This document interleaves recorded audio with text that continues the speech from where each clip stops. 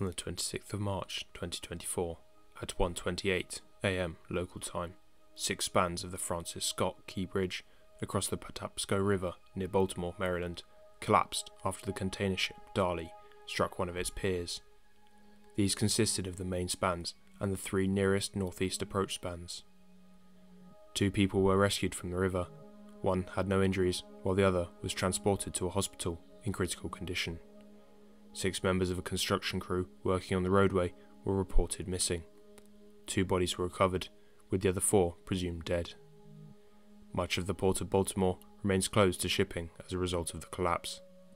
Wes Moore, the Maryland governor, called the event a global crisis and stated that over 8,000 jobs were impacted.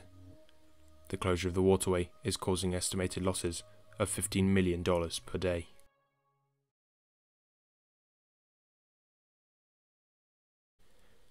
Background. The Francis Scott Key Bridge was a steel arch-shaped continuous truss bridge. It opened in 1977 and it ran northeast from Hawkins Point, Baltimore to Solace Point in Dundalk, crossing the Patapsco River, a vital shipping route giving access to the Port of Baltimore and one of the busiest in the United States. The port handled more than 444,000 passengers and 52.3 million tons of foreign cargo, valued at $80 billion in 2023. It also employed 15,000 people and indirectly supported 140,000 others. The bridge was the second longest continuous truss bridge in the United States and the third longest in the world. The 1.6 mile long bridge carried 4 lanes of Interstate 695, used by approximately 34,000 vehicles each day. The MV Dali, a container ship registered in Singapore, was built in 2015 with a length of 300 metres and a width, or beam, of 48 metres. Considered a large shipping vessel, it's 3/4 the length of the largest container ship in the world. Danish shipping company Maersk chartered Dali upon its delivery. Dali passed 2 port inspections in 2023, according to the Maritime and Port Authority of Singapore, or MPA.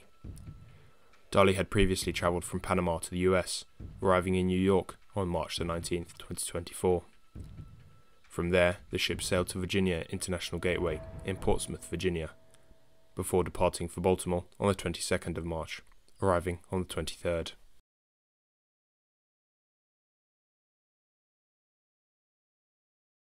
Point of impact.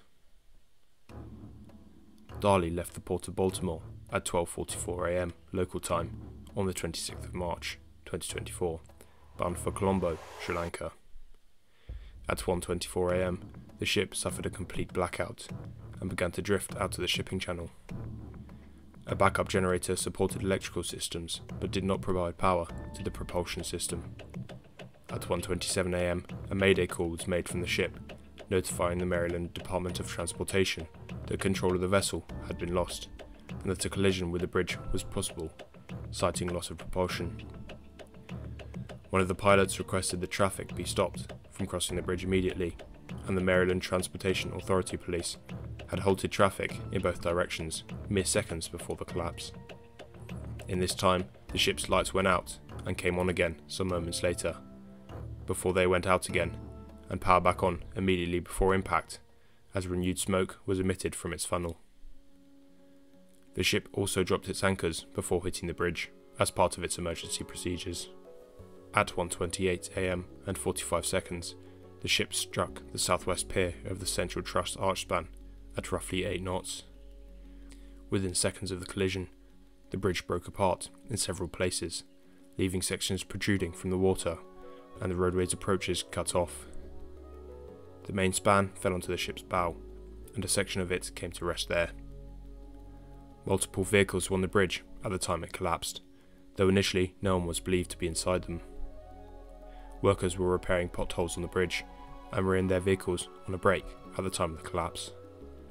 A resident living near the bridge recalled being awakened by deep rumbling that shook his residence for several seconds following the collapse, which he said felt like an earthquake. Emergency teams began receiving 911 calls at 1:30 AM, and the Baltimore Police Department was alerted to the collapse at 1:35 AM. Large-scale rescue and recovery efforts were initiated. the United States Coast Guard deployed boats and a helicopter as part of rescue efforts. Public safety divers were also dispatched to search for people who fell into the river. A total of 50 divers, divided into 8 teams, were deployed in rescue efforts.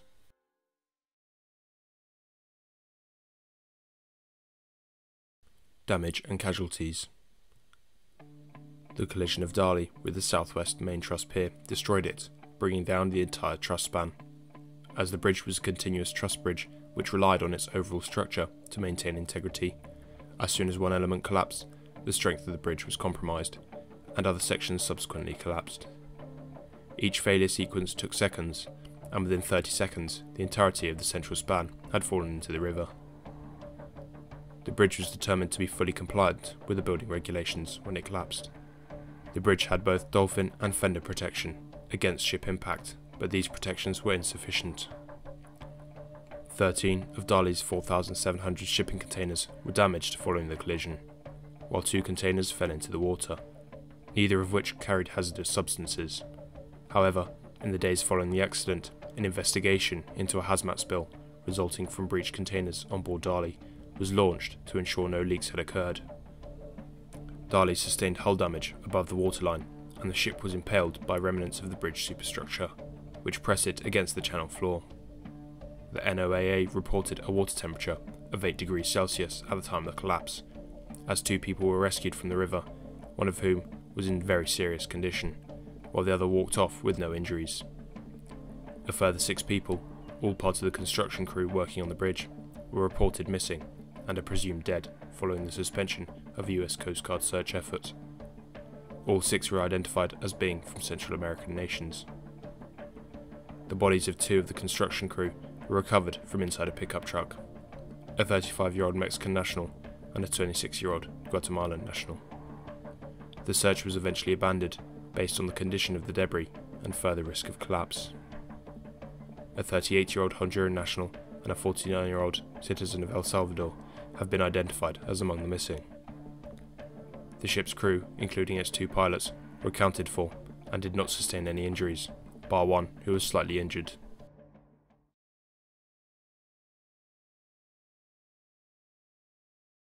Investigation.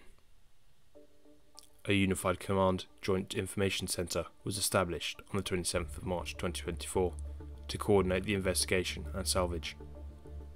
The NTSB began an investigation and sent a team to the site. The agency is expected to release a preliminary report 2 to 4 weeks after the collapse and later issue urgent safety recommendations, while its investigation could take between 12 to 24 months. The FBI was also deployed to the scene, but said that terrorism was not suspected in the incident.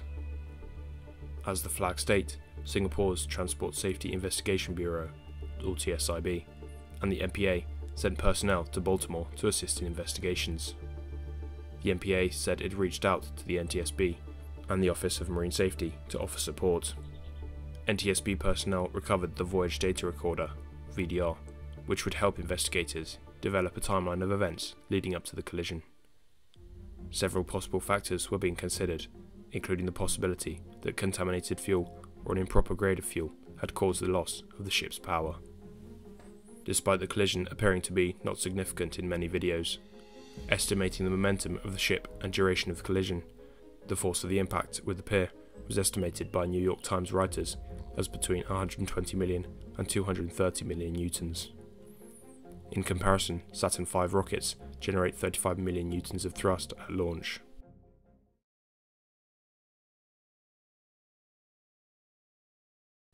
Aftermath. The debris from the collapse has blocked maritime access to virtually the entirety of the Port of Baltimore. Nearly 30 ships had signalled the port as their destinations, and more than 40 were trapped there. Maryland Governor Wes Moore declared a state of emergency shortly thereafter, and Maryland Secretary of Transportation Paul Wiedefeld ordered the suspension of all shipping to and from the Port of Baltimore until further notice. At 4:15 AM, the Federal Aviation Administration imposed a 5 nautical mile temporary flight restriction around the incident site. Salvage efforts plan to remove the submerged portions using barges with heavy lift cranes, including the largest crane ship on the East Coast, the Chesapeake 1000 of Don John Marine Co., able to lift 1,000 tons. A total of 7 floating cranes, 10 tugboats, 9 barges, 8 salvage vessels, and 5 Coast Guard boats were deployed around the bridge. On the 30th of March, engineers began the process of removing a piece of the bridge from the river, marking the first physical salvage. Until the bridge is rebuilt, I-695 will remain closed between the MD-173 and MD-157 interchanges, with traffic being detoured along I-95 and I-895. A major knock-on effect to shipping was felt, as shipping lines sought alternate ports and shippers attempted to arrange for land transportation from those ports before late fees began to accrue. Major exports and imports have been affected, as Governor Moore said that 8,000 jobs could be affected by the bridge's collapse, and called the disaster a global crisis. The waterway's closure is causing an estimated daily loss of $15 million. Ports in New York and New Jersey have offered their use in handling affected cargo shipments to minimise supply chain disruptions. Insurers estimated that the insured losses from the collision could range from $1 billion to $4 billion, with suggestions that the claims could end up representing the largest marine insurance loss in history. The Maryland state government's insurance for the bridge covers up to $350 million for damage, with the bridge costing $60 million to construct in 1977, equivalent to $302 million in 2023. President Joe Biden was briefed on the disaster, and in an address later that day, Biden said that he would ask Congress to fund the bridge's reconstruction. The federal government released an initial $60 million in aid. U.S. Secretary for Transportation Pete Buttigieg contacted Maryland Governor Wes Moore and Baltimore Mayor Brandon Scott to offer his department's support. On the 27th of March, Moore and Biden thanked Dali's crew for transmitting the Mayday call, warning of the ship's power failure and the impending collision.